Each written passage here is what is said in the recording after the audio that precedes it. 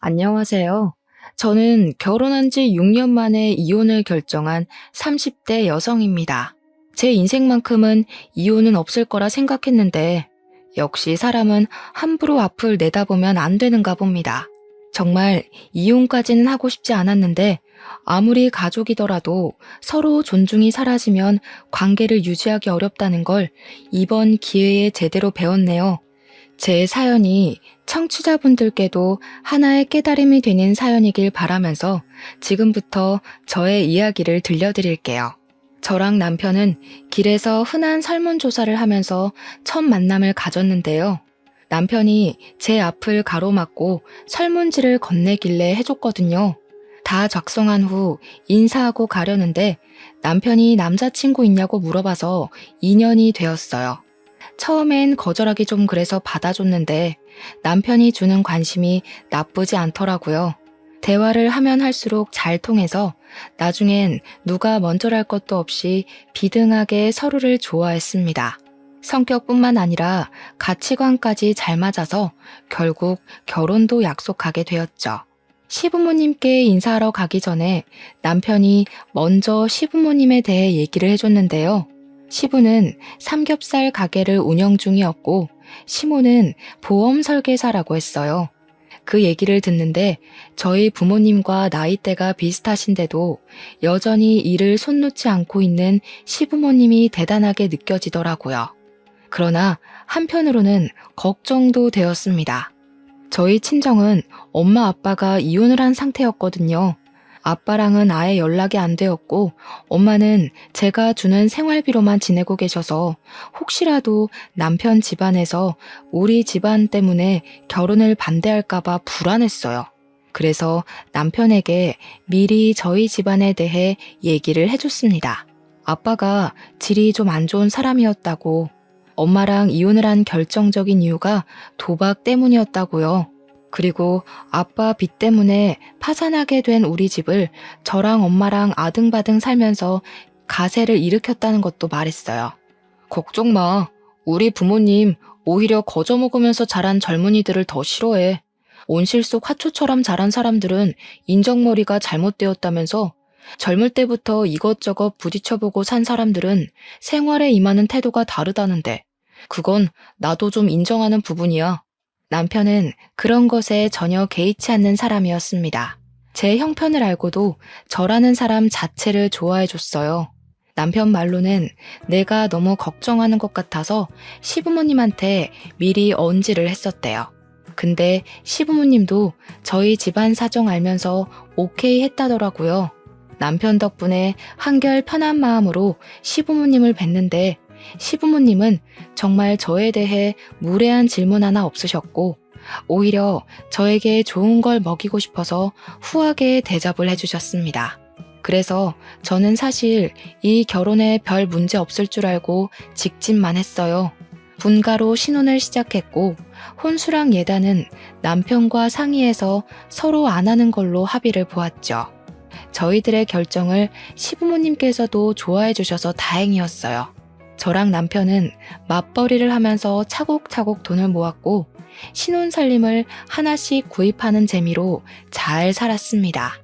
그렇게 평소와 같은 어느 날 시댁에 밥을 먹으러 갔다가 알게 된 사실이었는데요. 시부 가게에서 일하는 아르바이트생이 가게에 돈을 들고 튄 사건이 발생했다는 거예요. 그 도둑은 대학생 신분이라 하대요. 사실 CCTV로 충분히 그 도둑놈을 잡을 수 있었지만 시부가 오죽 상황이 어려웠으면 돈을 훔쳤겠나 싶어서 그냥 내버려뒀다고 하더라고요. 그날은 도둑놈이었지만 그동안은 가게 일을 착실하게 해낸 착한 아르바이트생이라고 하면서요. 그 총각이 아무리 착하면 뭐해요? 결국 남한테 피해를 준 건 틀림없는 사실인데 자기 형편 어렵다고 남의 돈 막 훔쳐가면 되나? 자기가 돈 벌어먹기 힘든 줄 알면 남의 집 사정도 마찬가지로 어려울 수 있다는 걸 알아야지. 걔는 뭐 돈 들고 튀면서 마음이 좋았겠어? 그런 건 아무런 상관이 없는데 다만 앞으로 일이 걱정이네. 일손이 하나 모자라서 말이야. 다른 아르바이트생 구하자니 오늘 같은 사고가 안 날 거란 보장도 없고 걱정이야. 그 소리를 듣고 저는 시부의 인품에 감탄을 했습니다. 저 같으면 당장 신고해서 혼쭐을 내줬을 것 같거든요. 여기까지 저는 분명 시부를 좋게 봤어요. 그 일로 인해 시부가 아르바이트생 구하기 힘들다고 고민을 하시길래 저 또한 시부의 걱정을 함께하며 요즘 세상 각박한 걸 대신 욕해드렸죠. 근데 그 상황에 갑자기 시모가 제게 황당한 제안을 하더라고요. 그 때문에 저는 더 이상 시부를 걱정해주지 못했고 오히려 시부모님을 향해 의심을 품었습니다. 내가 한 가지 괜찮은 방법이 있는데 세아가 그러지 말고 네가 일 그만두고 시애비 가게에서 일하는 거 어떠니? 우리가 월 200만 원은 챙겨줄 테니까 직원으로 들어와도 괜찮을 것 같은데 지금 하는 일은 팍팍할 거 아니냐. 가족이랑 같이 일하면 마음도 편하고 얼마나 좋아. 시모가 제게 이 말을 하자마자 뭔가 알겠더라고요.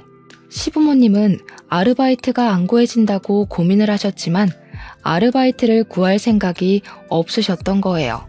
신원 확실한 저를 설득시켜서 싼값에 일을 시키고 싶었던 거죠. 가족이랑 같이 일하면 마음이 편하다고요?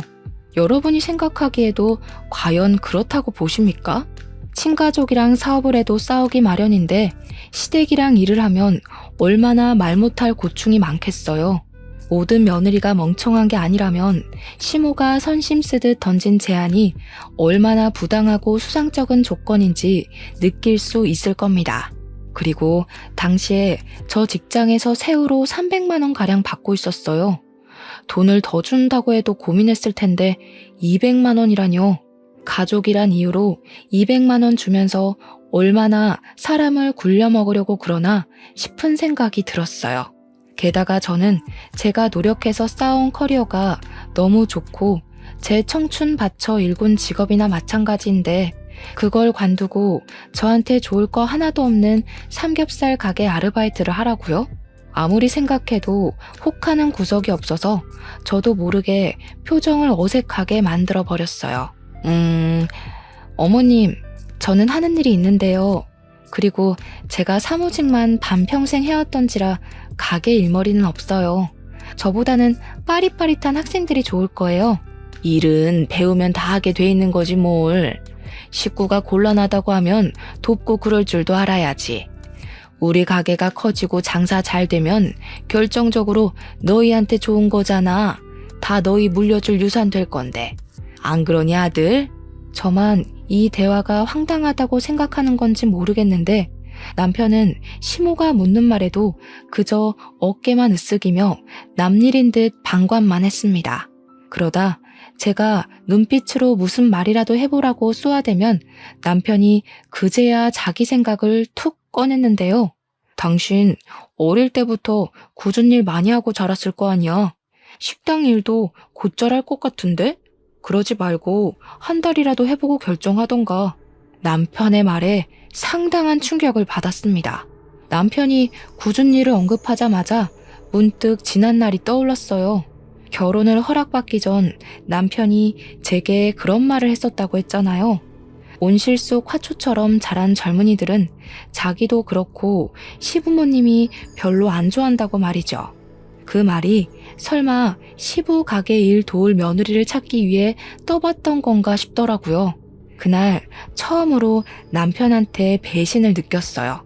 순간 그 식사 자리가 호랑이 굴처럼 위협적으로 느껴졌습니다. 결국 저는 아무도 편들어주는 사람 없이 혼자서 헤쳐나갔어요. 할 수 없이 최대한 시부모님의 마음이 안 상하게 죄송하다고 거절을 했어요. 정말 죄송합니다, 어머님. 아버님 가게 힘드신 거 이해하겠는데 제 일을 그만두고 그곳에 갈 수는 없어요. 저한테는 제 직업이 굉장히 소중한 거거든요. 앞으로 승진도 앞두고 있고 월급도 계속 오를 거라서요.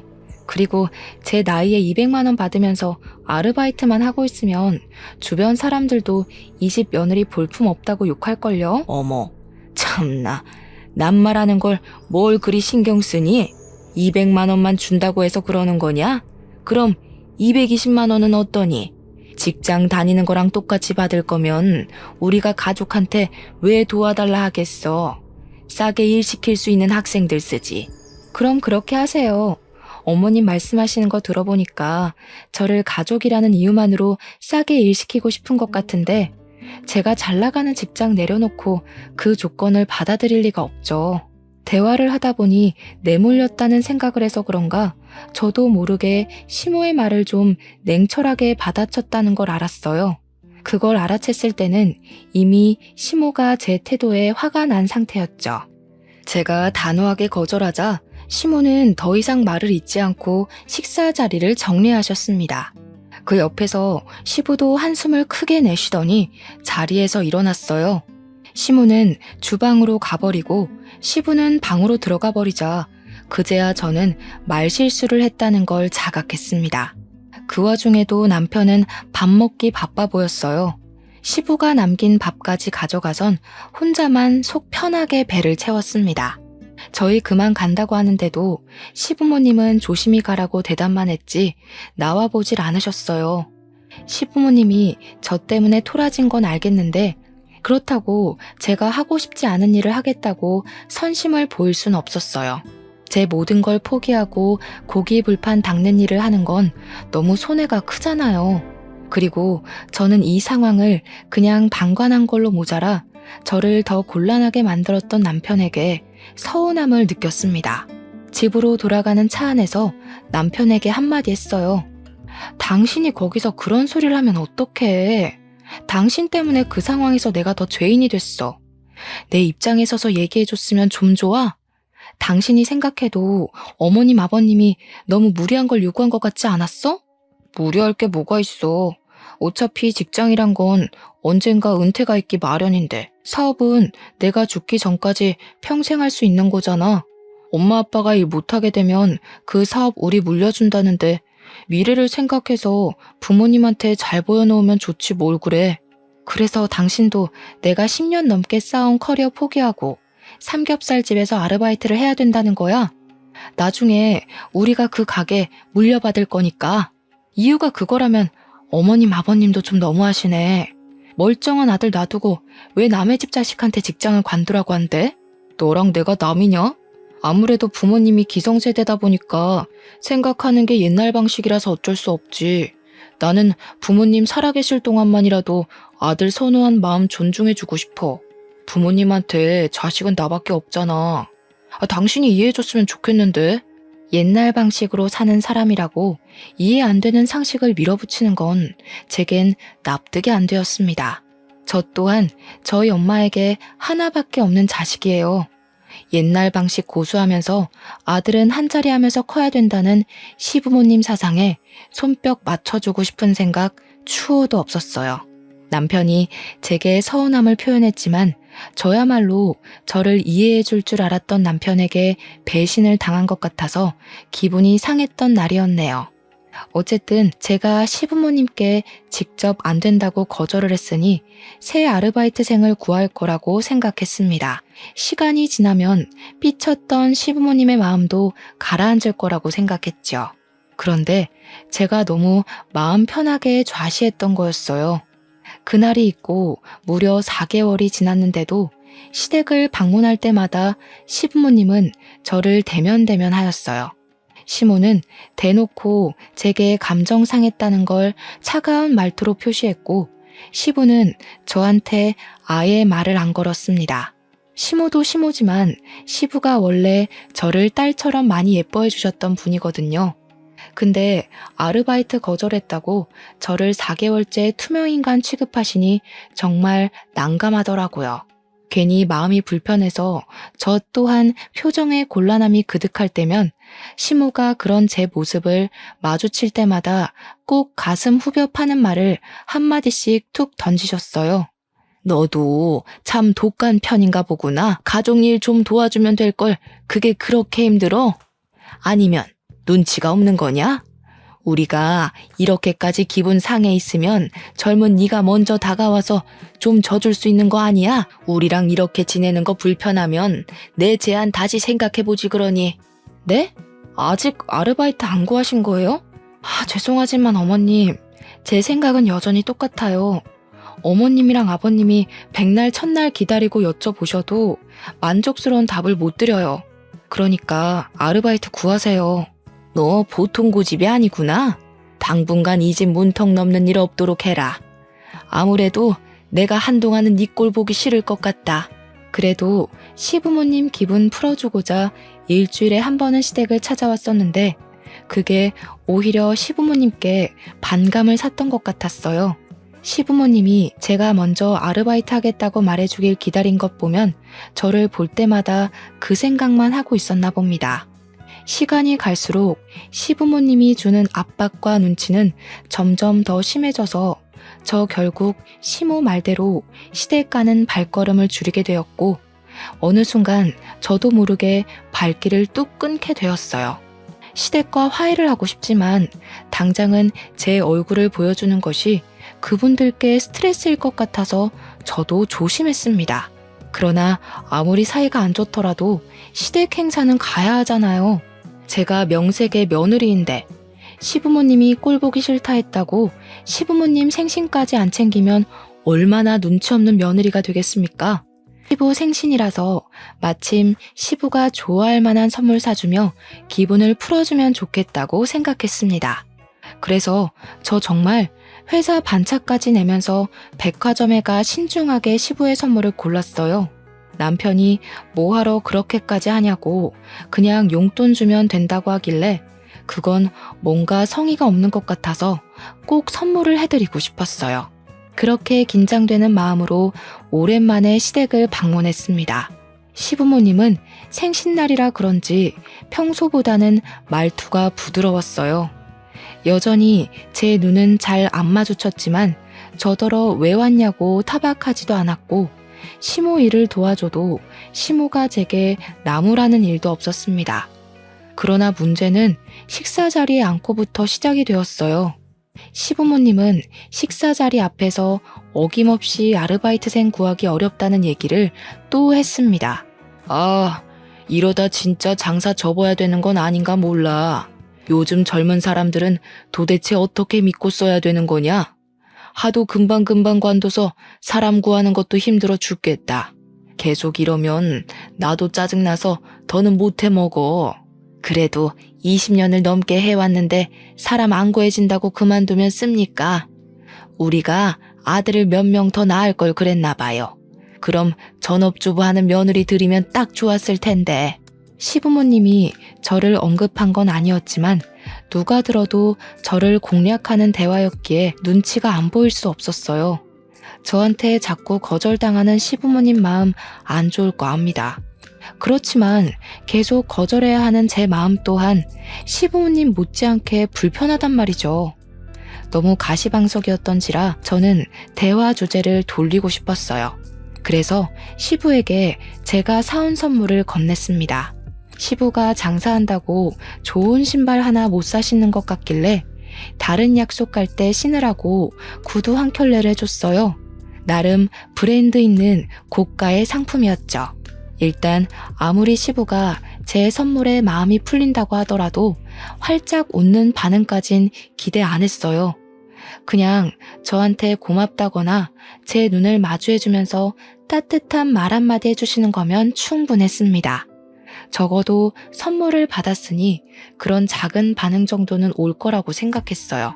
하지만 시부는 제 선물을 받아가고도 열어보지 않고서 그냥 곁에 내려두기만 하더군요. 그러면서 하시는 말씀은 저의 부풀었던 마음에 찬물을 제대로 끼얹어 주었습니다. 요즘 누가 선물을 사니?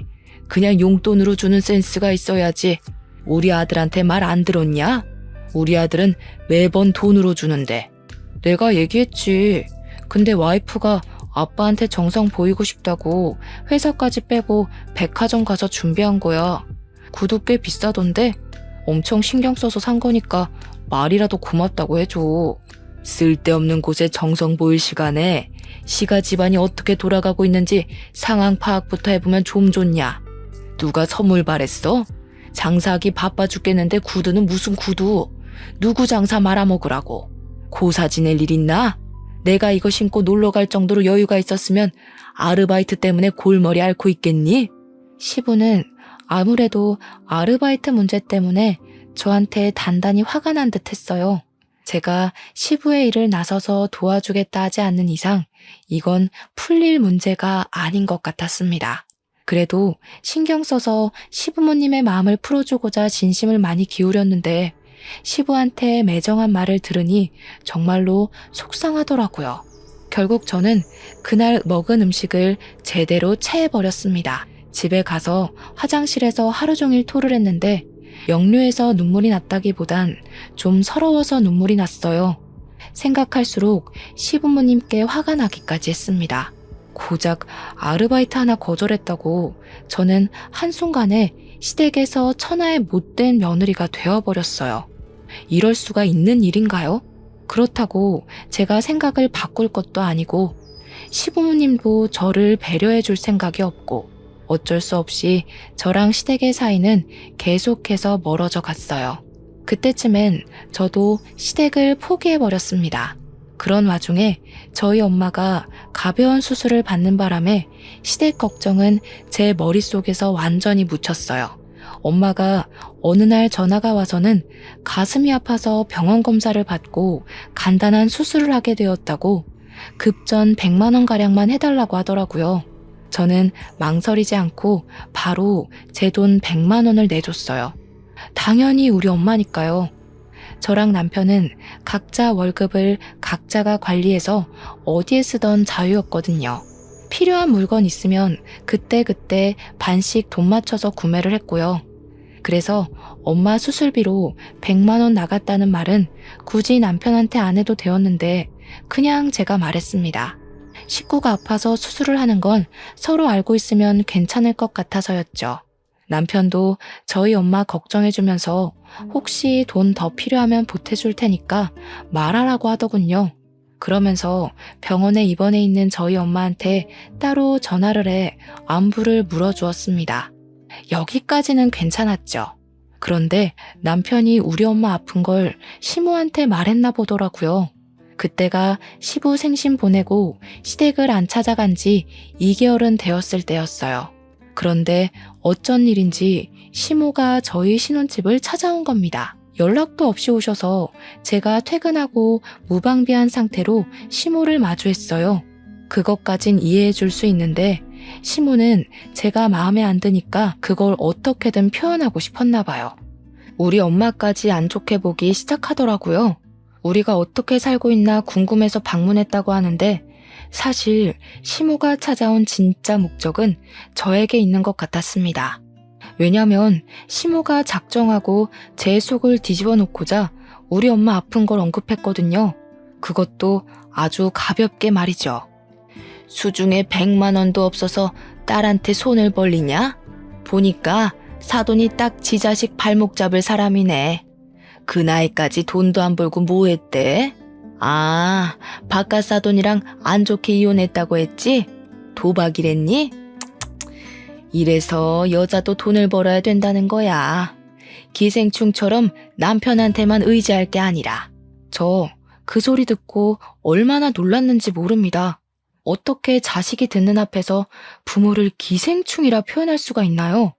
시모가 여태 말을 빙빙 돌려서 사람 피말리며 차갑게 말한 적은 있어도 대놓고 사람 기분 나쁘라고 하는 말은 처음이었어요.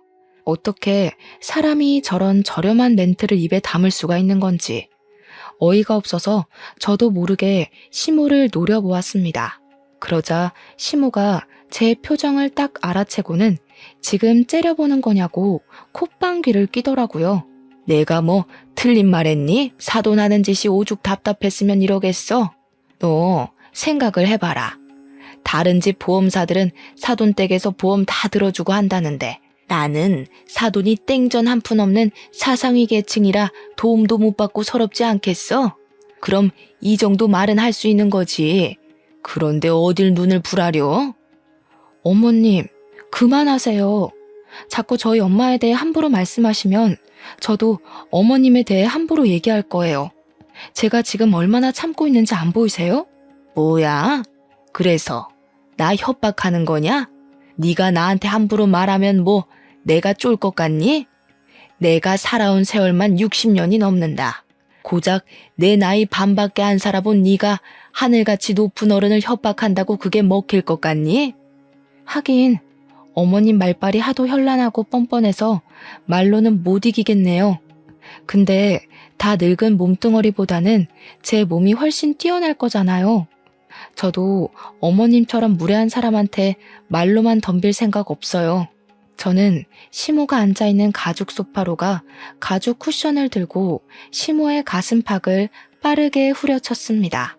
그러자 무방비한 상태로 강하게 맞은 시모가 가슴을 부여잡고 허리를 굽히면서 억소리를 내었어요. 너 제정신이야? 고집만 센 게 아니라 손찌검까지 하는 년이었니? 아무리 개념이 없어도 그렇지 어디서 건방지게 어른을 때려? 안 아프잖아요. 한 수천 대는 더 맞으셔야 어머님 말 때문에 상처받은 제 기분 아실 것 같은데요. 저희 엄마 깔본 것도 반성하실 것 같고요. 얼굴 맞기 싫으면 손 치우시죠. 이것이 뭘 잘못 처먹었나? 너 이거 내 아들한테 다 말할 거야. 절대 그냥 안 넘어갈라니까 당장 이혼 도장 준비해놔라. 네, 준비할게요. 그럼 이제 제 어머님도 아니시니까 우리 엄마 모욕한 아줌마 취급해도 되는 거죠? 전 생판 남한테는 자비가 없는 사람이라서요. 저는 그대로 가죽 쿠션을 시모 얼굴로 날렸습니다. 시모의 가슴팍을 후려쳤을 때보다 훨씬 감정을 담았고 센 힘으로 휘둘렀어요. 그러자 시모가 코를 부여잡더니 아까보다 더 고통스러운 소리를 빽 지르더군요. 한 대로 아쉬워서 제가 한 번 더 쿠션을 치켜들었더니 시모가 저를 밀치고 불이 나게 집을 박차고 나가버렸습니다. 그리고 저는 일이 커질 대로 커졌다는 걸 알았죠. 시모에게 당당히 이혼을 선언했으니 말 그대로 이혼을 해야 했습니다. 당연히 이 사실을 알았을 남편은 시모의 말만 들었을 테니 시모 편에 서서 제게 항의할 거라 예상을 했어요. 역시나 예상 적중이더군요. 남편은 집에 오자마자 저한테 삿대질을 하면서 성질을 내었습니다. 당신 우리 엄마 코피 터뜨렸다면서? 제정신이야? 어떻게 나이 많은 어른한테 손찌검을 할 수가 있어? 당신 그렇게 안 봤는데 예의라곤 말아먹은 사람이었어? 긴 말하지 말고 그냥 도장 찍자. 나도 우리 집 비렁뱅이라고 대놓고 비웃는 집이랑은 상종하기 싫어. 우리 엄마더러 기생충이네. 그러니까 이혼한 남편도 그 모양 그 꼴이지. 이런 욕하는 어머님을 내가 앞으로 어떻게 모시겠어? 남편은 시모가 우리 엄마를 모욕했는진 몰랐는지 제 말에 약간 당황했습니다. 저는 너무 분해서 눈물까지 흘렸어요. 남편에게 입장 바꿔 생각해보라고 내가 손찌검 끝까지 참았어야 했냐고 짜증을 내버렸습니다. 아무리 그래도 대화로 잘 풀면 되는 걸. 당신이 너무 섣불렀어. 우리 엄마 놀라서 알아누웠다고. 당신이 먼저 가서 사과하는 게 좋을 것 같은데. 그래. 이래서 내가 당신은 별로 설득 안 하고 싶다. 내가 사과를 왜 해? 이제 이혼하면 아무짝에 상관없는 사이인데 우리 엄마 아픈 걸로 깔보셨으니까 벌 받는 거라고 생각하라 그래. 뭐? 야, 이혼이 누구 집 개 이름이냐? 이혼은 무슨 이혼? 그냥 네가 가서 사과하면 다 해결될 문제야. 왜 매번 우리 부모님한테 져주질 않아? 꼭 어른을 이겨먹어야 되겠어? 반대로도 묻고 싶네. 꼭 자식 같은 젊은이를 이겨먹어야겠냐고. 나이 많다고 무조건 배려받기만 원하지 말고 먼저 선심을 보였어야지. 이혼하기 싫으면 어머님 보고 직접 와서 나한테 사과하라고 해. 우리 엄마 깔본 것도 정식으로 사과하라고 하고. 안 그럼 이혼이야. 남편은 제 말에 고민하는 것 같더니 그마저도 자기 자존심 때문인지 제게 굽히고 들어가려 하지 않았습니다. 결국 저더러 마음대로 하라고 짜증만 낸 뒤에 돌아서 버리더군요. 이쯤 되니까 제가 누구를 사랑했고 누구를 위해 이 집 식구가 되어 마음고생을 했는지 모르겠더군요. 저랑 찰떡궁합인 줄 알았던 남편이 결혼 생활 몇 년 만에 이렇게 변해버린 모습을 보자 너무 서러웠어요. 그래서 결국 저는 남편과의 6년간 결혼 생활을 마침표 찍게 되었습니다. 시모한테 끝까지 사과를 받지 못한 게 마음에 걸렸지만 이혼을 하고 나니까 그래도 속은 시원하더라고요. 저는 이혼을 하고 시골 사는 친정엄마를 서울 집으로 모시고 와 같이 지냈습니다. 엄마가 저를 많이 걱정해줬는데 저는 엄마한테 제가 무슨 이유로 이혼했는지는 밝히지 않았어요. 그냥 성격 차이라고만 둘러댔죠. 엄마랑 지내니까 왠지 10대로 돌아간 것 같은 기분이었어요. 이혼 전에는 누군가의 아내로 며느리로서 그 역할을 잘 해내려고 어른인 척 했었는데 엄마 옆에선 영락없는 딸이 될 수 있어서 마음이 편했습니다. 그렇게 무탈한 시간을 보내던 어느 날이었어요. 갑자기 제 앞으로 사망보험금이 떨어진 겁니다. 너무 액수가 커서 이게 뭐지 하고 알아봤다가 우리 아빠의 사망보험금이란 걸 알았어요. 제가 어릴 적 엄마가 이혼을 했기 때문에 그 이후로 쭉 아빠 소식은 못 듣고 지냈는데요.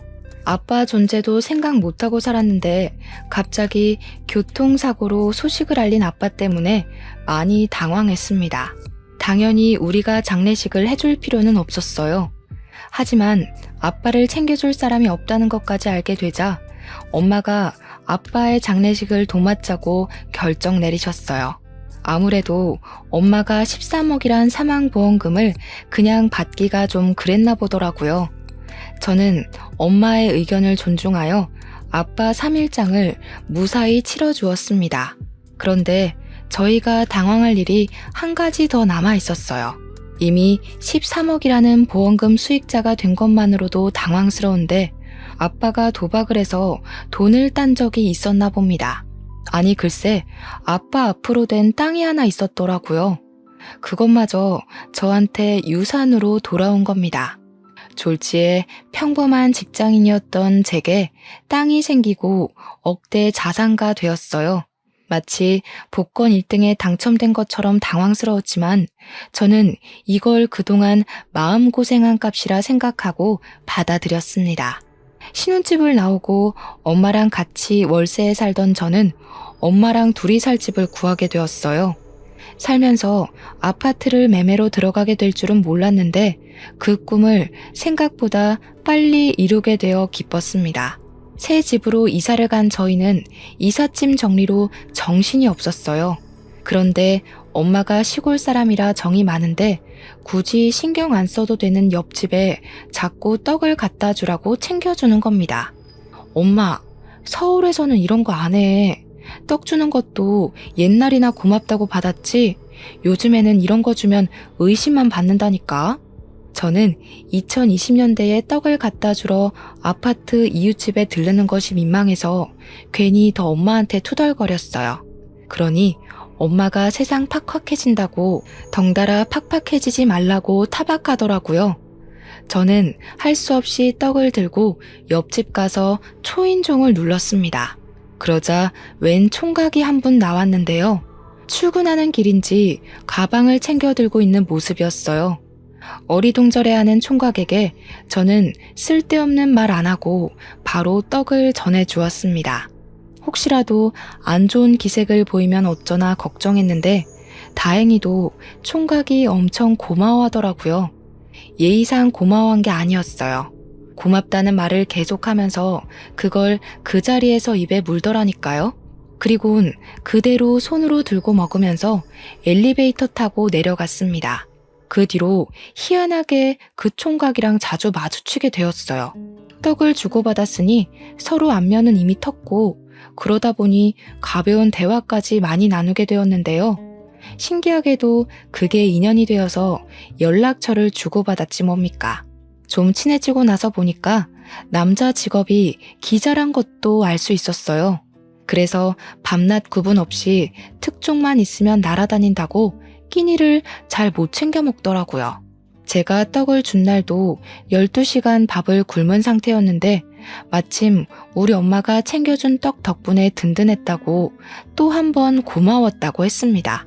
그게 괜히 마음에 걸렸던 저는 엄마한테 옆집 이야기를 하다가 그분의 사정까지 말하게 되었는데요. 엄마가 집에 데려와서 밥 먹이자고 하대요. 그러려고 말한 것 아니었는데 솔직히 나쁘지 않은 제안 같아서 제가 그분께 엄마 말을 전달해 줬더니 사양 안 하고 바로 기뻐하는 거 있죠. 그때부터 그분은 정말 부지런히 저희 집 초인종을 눌렀습니다. 덕분에 집에서 심심하게만 했던 엄마는 옆집 총각 밥 해주는 재미로 살았어요. 본의 아니게 셋이서 겸상하는 날이 들어갔는데 그 정 때문인지 어느 날 기자분이 제게 마음이 있다고 고백을 했습니다. 그런데 저는 이혼녀잖아요. 저 또한 기자분에게 호감이 있었지만 이혼녀 꼬리표가 미안해서 그 감사한 마음을 받아주질 못했습니다. 근데요, 당황스럽게도 기자분이 제 이혼 사실을 알고 있더라고요. 알고도 제게 고백하는 거라고 엄청 당당하게 말하길래 어떻게 알고 있냐 했더니 엄마가 알려줬답니다. 저 몰래 총각한테 제 얘기를 많이 했나 보더라고요. 저랑 만나보라는 말까지 했다는 거 아니겠어요? 엄마 때문에 민망했지만 어쨌든 저는 그렇게 그 기자분이랑 사귀게 되었어요. 이혼을 하고 1년 만에 남자친구가 생긴 거죠. 남자친구가 생기고부터는 제 인생에서 아무기나 다름없었던 결혼의 기억이 많이 묻혔어요. 그래서 남자친구와 함께하는 시간이 더 좋았죠. 저는 남자친구에 대해 어느 정도 다 알았다고 생각했습니다. 근데 의외로 제가 몰랐던 부분이 남아 있었더라고요. 그건 겨우 묻어버렸던 지난 6년간의 결혼 생활이 한꺼번에 다시 생각났을 만큼 당황스러운 사실들이었어요. 어느 날 남자친구랑 같이 데이트한다고 연차를 내고 나름 멋을 부리며 들떠있던 날이었어요. 남자친구가 저한테 같이 가고 싶은 곳이 있다고 데려가 주더라고요. 그런데 그 방향이 매우 익숙한 방향이었고 또 아는 동네인 겁니다. 그때부터 제 눈이 아주 바쁘게 돌아갔어요. 설마 했는데 잊은 줄 알았던 시댁의 흔적이 있는 곳인 거 아니겠어요? 남자친구가 저를 데리고 간 동네는 바로 시부의 삼겹살 가게가 있는 곳이었습니다. 저는 남자친구한테 티를 내지도 못하고 눈치만 봤어요. 그리곤 우연히 전 시부의 삼겹살 가게 앞을 지나가게 되었을 때 그 내부를 슬쩍 엿봤습니다. 참 타이밍 좋게도 시부가 손님이랑 싸우고 있더라고요. 거짓말도 작작 쳐야지. 손님이 일부러 벌레 넣었는지 아닌지 내가 어떻게 알아요? 우리 매장에 CCTV도 없거든요. 그거 알고서 마음대로 벌레 넣은 거 아니야? 어머머, 말하는 것 좀 봐. 저 그렇게 한가한 사람 아니거든요. 사장이시면 빨리 환불이나 해달라고요. 환불 못 해줘요. 기분 나쁘면 인터넷에 올리든가 말든가. 분명 우리가 갖다 줄 땐 벌레 없었다고요. 나는 모르는 일입니다. 손님이랑 싸우고 있는 시부를 보면서 예나 지금이나 성질머리 참 여전하다는 생각을 했어요. 괜히 쳐다보다가 엮이고 싶지 않아서 남자친구를 일부러 덧끌며 다른 길로 가려고 했습니다. 그러나 마찬가지로 시부의 행실을 발견한 남자친구가 특종거리 같다면서 가게 입구 옆으로 몰래 숨어서 촬영하기 시작하더라고요. 너무 놀라서 남자친구한테 그러지 말라고 저지시켰지만 이미 늦어버린 후였어요. 시부가 아닌 시모한테 들키고 만 거죠. 시모는 제 남자친구를 향해 뭐 하는 놈이냐고 삿대질을 하다가 그 옆에 서 있는 저를 보고서 기겁하셨습니다. 어머 깜짝이야. 너 뭐야? 어디서 재수없게 또 얼굴을 비춰? 설마 뒤늦은 복수라도 하겠다는 거니? 시모의 돌발 행동에 남자친구랑 저랑 시모가 아는 사이라는 걸 눈치채버렸어요. 저한테 대놓고 묻길래 저도 굳이 숨길 필요 없어서 전 시모라고 얘기를 해주었습니다. 그러자 시모도 대강 우리 사이를 알아챈 것 같더라고요. 아이고, 그새 남자를 만났네. 거기도 조심하세요. 이 아가씨 땡전 한 푼 없는 사람이야. 만약 이 아가씨랑 결혼하잖아요? 그럼 총각이 이 아가씨 친정까지 다 먹여 살려야 돼. 정말 비렁뱅이라니깐. 피 보고 싶지 않으면 당장 헤어지는 게 좋을 거예요. 땡전 한 푼 없다고요? 처음 듣는 소린데요. 혹시 땡전 한 푼 없는 집안이라고 속으셨던 거 아니고요? 말도 마세요. 얘 엄마가 주머니에 100만 원도 없어서 딸내미 등에 빨대 꽂는 사람이라고. 내가 사돈까지 했던 사람인데 그것도 모를까봐. 총각도 괜히 이 여자한테 봉변당하지 말고 가볍게 만나고 내다 버려요. 어른으로서 조언해주는 거니까 새겨듣고. 시모는 자기가 제 앞길을 완벽하게 방해했다고 생각하는 건지 저를 비웃고 있었습니다. 근데 안타깝게도 시모가 웃을 수 있는 기회는 딱 그까지였어요. 시모가 기억하고 있는 저희 집 형편은 다 옛날 일이 되어버렸는데 그런 줄도 모르고 한 방 먹였다고 웃고 있는 꼴이 참 보기 재밌었습니다. 저희 집이 이혼을 하고 그 사이에 많은 변화가 있었잖아요. 마치 시가가 제게 원흉이라도 되었던 건지 결혼을 하자마자 제가 부를 얻었어요. 원래 시골촌에 있던 저희 집 본가는 이제 20억짜리 고급 빌라가 되었을 정도입니다. 거기에 제 남자친구도 매매로 살고 있는 거예요. 무려 한 층에 2가구만 들어가 있는 보기 드문 빌라였죠. 제가 제 입으로 일일이 시모를 설득하면서 증명하려 했다면 입이 아팠을 겁니다. 그런데 남자친구가 저랑 엄마의 형편에 대해 이미 알고 있으니까 산 증인이 되어주더라고요. 남자친구는 우리 집안 여유에 대해서 자기가 알고 있는 사실을 시모한테 전부 발설하였습니다. 이미 그것만으로 당황한 시모가 자존심 때문이라도 억지로 우리를 의심했는데요. 남자친구가 그 다음 뒤있는 말엔 시모뿐만 아니라 저도 놀라움을 금치 못해서 입을 벌렸어요. 이런 사람들이 우리 아빠 건물에 장사하고 있는 줄은 몰랐네요. 재수가 없으려니까 어디서 이런 것들이 우리 아빠 건물에 들어차 있었지? 아빠한테 내쫓으라고 해야겠다. 안 그랬다간 건물값 떨어지겠네. 저도 전혀 몰랐던 사실인데 시부가 하는 가게 건물 주인이 남자친구 아빠라는 겁니다. 이건 전혀 생각지도 못했던 사실이라 좀 충격이었어요. 알고 보니 남자친구가 살고 있는 집도 남자친구 아빠가 해준 거라네요.